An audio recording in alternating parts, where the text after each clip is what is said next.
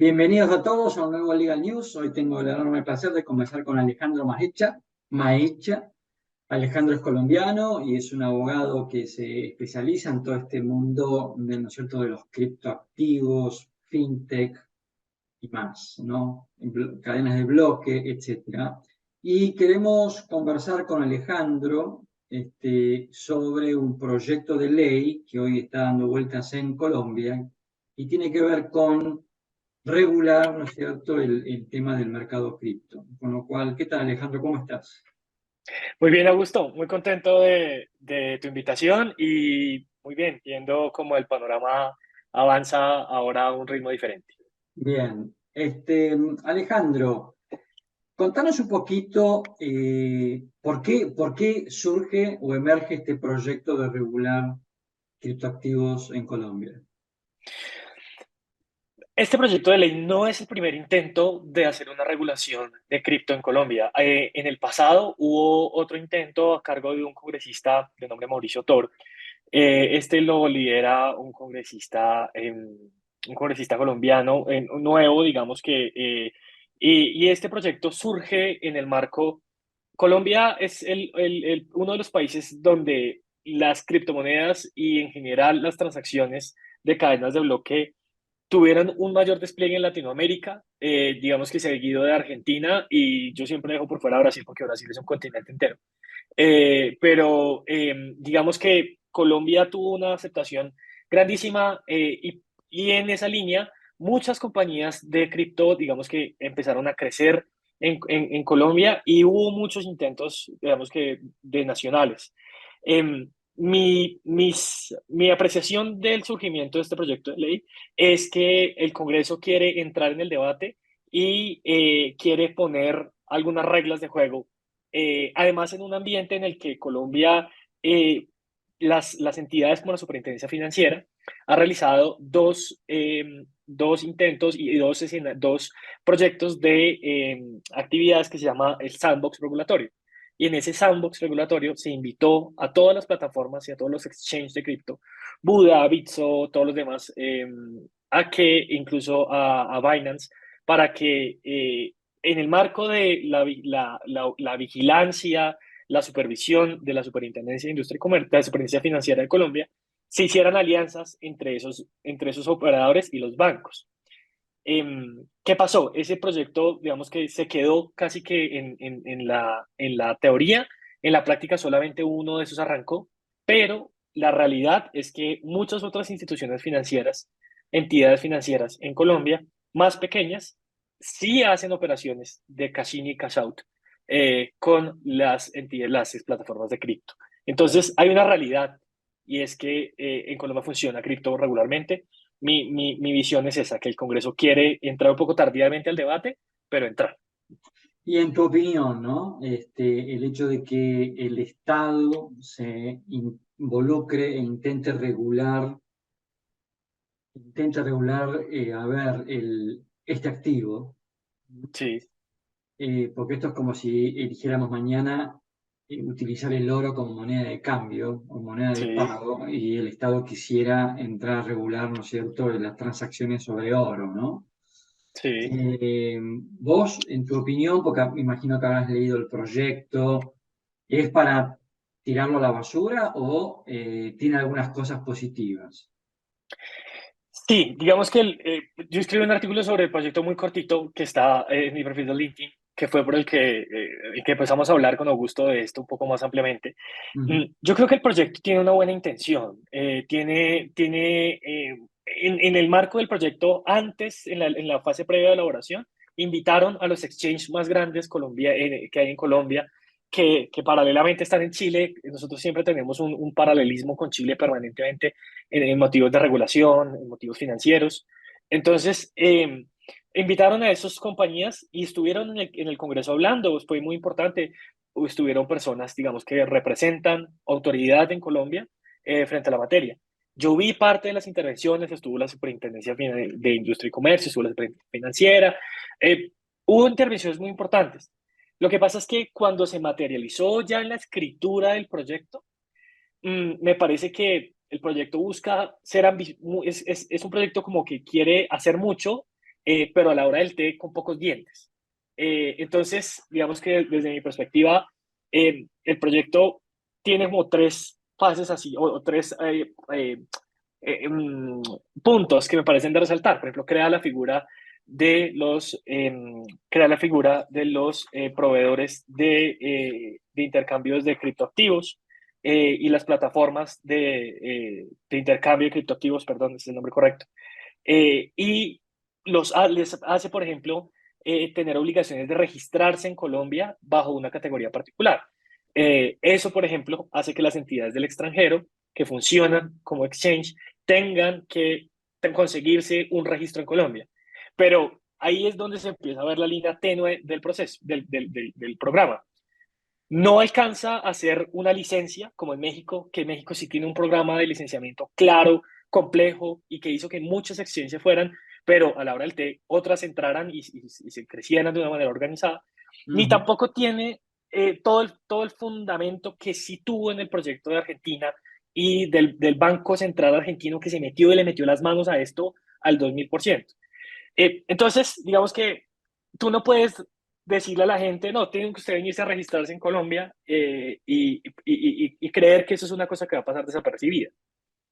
Y hoy en Colombia, el hecho de que el Parlamento o un diputado esté presentando, o un partido político esté presentando, ¿no es cierto?, un proyecto de ley, tiene que ver con de pronto la inacción del Banco Central como ente regulador, o vos observás que en Colombia el Banco Central, como en Argentina, digamos, como bien recién vos dijiste, ¿no?, que en Argentina el Banco Central está interviniendo mucho en este activo. ¿Cómo está el Banco Central hoy en Colombia? ¿Está actuando o está como viendo cómo juegan el partido? Sí, digamos que la respuesta tiene que ser una sola y es que el Banco Central desde el día cero dijo, esto no me compete a mí. Y emitió comunicados, pronunciamientos diciendo, mire, estos son activos digitales, estos activos no se equiparan a la moneda fiduciaria ni nunca lo harán, ¿sí? Entonces, yo no me voy a meter ahí, ustedes digamos que decidirán qué hacen. Acá una pequeño paréntesis. El proyecto de ley, por ejemplo, le empieza a dar ciertas obligaciones a la superintendencia financiera de Claro. vigilancia sobre las entidades de exchange. La Mm. superintendencia financiera ha dicho muchas veces, yo no puedo vigilar a estas compañías porque mi área de vigilancia arranca en el sistema bancario. Si yo no puedo, por ejemplo, el proyecto impone una obligación de crear unos manuales y a cargo de la superintendencia de esa vigilancia. La superintendencia, digamos que, o sea, me gustaría creer que le consultaron esto a la superintendencia, pero es que significaría lo contrario a lo que ha dicho la superintendencia durante todos estos años, que ella no se puede meter. Por algo, la superintendencia siempre ha sido tan clara de hacer todo en el marco de estos sandbox y decir, mire, si ustedes vienen acá, vienen invitados, pero en este corral. ¿Sí? Entonces, nuestro Banco Central, conectando con lo que empezamos, no ha tenido una tarea preponderante con el Banco Central argentino, que sí hizo una tarea grandísima, ni tampoco estamos como en la legislación mexicana. Entonces, digamos que desde mi punto de vista, viene y con esto cierro esta pregunta, un periodo más importante y es el periodo de las stablecoins, ¿no? Pero Entonces, entonces uno podría intuir de que Colombia es un muy buen mercado para este tipo de negocios, porque si lo único que hay es soft law, por ponerlo un nombre, y hay un proyecto de ley donde aparentemente tampoco viene a, digamos, a encorsetar demasiado la actividad, y hay un banco central que se auto restringe diciendo yo no tengo competencia sobre esto, daría la impresión como que hoy es un muy buen ámbito Colombia para desarrollar Bitcoin o criptoactivos, ¿es así? digamos, mi respuesta y mi apreciación del mercado es que sí, tan es Ujú. así que, digamos que para una de las compañías que ha asesorado recientemente, una compañía grande de los Estados Unidos, alguna vez hablábamos con el Chief Legal Officer y él me decía, oiga, pero es que parece que muchas compañías podrían usar a Colombia como punto de base para poder expandirse y ofrecer sus productos a otros países de Latinoamérica. correcto. Entonces, él lo leyó muy rápido y tiene toda la razón. Digamos que no hay ninguna argumento para pensar lo contrario. ¿Qué es lo que pasa? Se han venido poniendo algunas restricciones, pero estas restricciones son más teoría que dientes.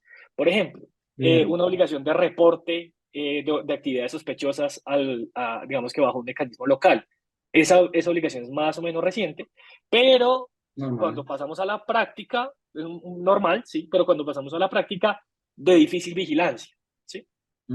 Ok, ok. Y te hago una pregunta, más allá de que Colombia aparece como un mercado favorable para desarrollar esto. ¿Existen algunos elementos endógenos por el cual se haya desarrollado tanto esto en Colombia? Porque del lado nuestro podemos decir, bueno, la verdad en Argentina las criptomonedas han evolucionado mucho y se han desarrollado porque Argentina tiene una economía muy inestable, es una sociedad que está muy dolarizada, entonces buscan en los criptoactivos una suerte como de ahorro o respaldo frente a una Claro, moneda que se deteriora este, todos los año a días. año, todos los días, correcto. Ustedes tienen otro contexto completamente diferente, mucho más estable, una economía mucho más estable, ¿no? Entonces, la pregunta es, ¿a qué se debe, ¿no es cierto? ¿Qué factores Claro, endógenos hay por el cual se desarrolla tanto los criptoactivos en Colombia? ¿Es un tema de claro, moda? ¿Me gusta? ¿Somos todos criptofans? ¿Qué es lo que ocurre en Colombia? claro. Digamos que una pregunta muy interesante acerca de los factores endógenos. Digamos que si uno habla de factores endógenos, quizá tiene que pensar un poquito desde la tarea de la sociología, ¿no? ¿Qué hace al colombiano o qué hace que se haya un evento como tan interesante? Digamos que la respuesta desde el punto de vista regulatorio, mi acercamiento es que el sistema bancario colombiano es un sistema abierto, o sea, es un sistema que escucha, ¿sí? Es un sistema mucho más, que tiene una capilaridad mucho más alta que, por ejemplo, el sistema bancario chileno, donde en Chile las plataformas como Buda les tocó irse de frente en unas peleas salvajísimas contra los bancos para que no les cerraran las cuentas, ¿sí? En cambio, digamos que si bien el sistema bancario colombiano, al menos los bancos más grandes y de la primera banda, mencionemos a Bancolombia, a Vivienda, inicialmente en los primeros años fueron muy reticentes a, a discutir esto de manera abierta. Sí hubo un segundo segmento de instituciones bancarias, especialmente unas que se denominan Sociedades Especiales de Depósitos y Pagos Electrónicos, SEDPE, que son como bancos, pero más chiquitos, con menos licencias. Y esta clase de entidades fueron para mí, desde mi experiencia práctica, las que le abrieron la posibilidad a las compañías de cripto que pudieran hablar abiertamente, decir, venga, ¿cuál es el estándar de cumplimiento regulatorio? ¿Qué es lo que usted quiere que yo le reporte? Hablemos. Y ellos estuvieron muy dispuestos a sentarse a hablar y nunca vino o al principio no había una regulación que dijera, no, usted no puede sentarse a hacer eso. Todo lo contrario. Después fue que vino la superintendencia financiera a decir, espere, ¿ustedes qué están haciendo? Ah, no, entonces venga, hablemos y miremos a ver si sacamos una circular, cómo pasó. Sacaron varias circulares diciendo, bueno, si lo van a hacer, entonces esto tiene que funcionar. Aquí una flor al proyecto de ley. El proyecto de ley, digamos que tiene una intención positiva y es eh, eh, poder sacar un poco del mercado a muchas plataformas que en el fondo son pirámides o esquemas Ponzi, esquemas, digamos que defraudatorios, esquemas de captación de dinero, esquemas Mm, de lavado de dinero. mm. Sí, digamos que hay muchos proyectos, muchos lamentablemente con valores importantes, promocionados por influencers colombianos, influencers. Los influencers colombianos son muy famosos también en Latinoamérica y en el mundo. Entonces, hicieron eco, hicieron mucha mella, hicieron daño al ecosistema de cripto, porque pues como cripto puede ser todo y nada a la vez, entonces usaron ese nombre para poder hacer, digamos que cosas malas. Entonces, resumiendo, yo pienso que el ecosistema financiero desde el principio permitió ese tipo de discusiones, al menos en este segundo segmento de instituciones financieras. Y por otro lado, hubo desde la población cierto interés en poder como recurrir a este tipo de ambientes especulatorios. Lamentablemente, algunos con muy mala fe recogieron dinero a la gente, las estafaron, pero otros sí lo lograron hacer. Para esta compañía, recientemente alguien me preguntó frente al tema del préstamo con cripto. Tenía un negocio de préstamos, quería montar un negocio de préstamos con Bitcoin en Colombia y me dijo, si hay una buena, digamos que buen panorama, ¿qué tal el préstamo con Bitcoin? Y la pregunta fue puntualmente, ¿cuántas personas usted considera en su edad, en su rango de edad, que manejan Bitcoin? Y la respuesta fue, lamentablemente, muy pocas. O sea, si uno suma el porcentaje de operaciones, es muy poca. Es decir, hay una buena aceptación en general respecto de cierto tipo poblacional, pero si uno ve los números macro frente al mercado americano, por ejemplo, es muy chiquito. Y un poco para ir cerrando, Alejandro, venimos de un año turbulento en el mundo cripto, especialmente, ¿no es cierto?, en todo lo que tiene que ver con monedas. Eh, Bitcoin bajó más del 70% su valor de mercado durante el 2022 y ahora aparentemente recuperando un poquitito. Y en el medio tuvimos, ¿no es cierto?, el caso FTX, ¿no es cierto? ¿Qué enseñanzas crees vos que nos deja este 2022? Donde yo creo que Bitcoin sale fortalecido, ¿no? Y de hecho lo está demostrando la cotización.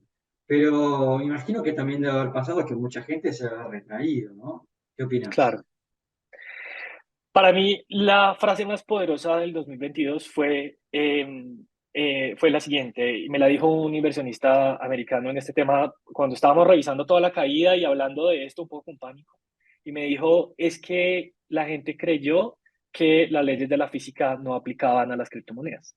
Mm. Entonces, para mí la enseñanza del año 2022 es que las leyes de la física aplican a todo. Entonces, si los mercados se ponen calientes con un alto flujo de dinero, con una baja productividad y por ende una cantidad de inflación relevante, si las acciones más grandes caen, si digamos que los factores macroeconómicos no se ponen a favor, mm, pues la gente pensaba que los criptoactivos no seguían una regla de mercado, ¿sí? O sea, que eran como un tema paralelo que pues básicamente seguía su propia suerte. Y la respuesta fue que no. Para mí la enseñanza más poderosa del año 2022 es las leyes de la física aplican También a se todo, aplica, ¿no? ¿sí? Y la segunda enseñanza más poderosa es no todo hay que reinventarse. Las entidades bancarias y financieras crearon unas normas de lavado de activos, todo el tema de Gafi, todo el tema de Sarlaf, todo el tema de lavado de activos, por una razón. No es porque querían ser 100% malos, ¿sí? Y el tema de control a quién cuidaba el dinero, en manos de quién estaba, caso FTX, ¿sí? Eso no fue porque quisieran, eso tenía una razón. Quizá no todo teníamos que reinventarnos. Bueno, quizás la próxima criptomoneda deba llamarse Eureka, ¿eh? Para, ¿eh? Para decirle al mercado de que esta cripto sigue las reglas de la física. Alejandro, te Sí. agradezco muchísimo que nos hayas acompañado, muy interesante esta charla contigo y bueno, esperamos volver a encontrarnos en otro Legal News, ¿te parece? Muchísimas gracias, Augusto, a ti. Y nada, sigan a Legal News, sigan a Augusto, que hay mucho contenido de valor de muchos invitados internacionales muy importantes. Muchas gracias. Muchas gracias, Alejandro Cariños. Gracias.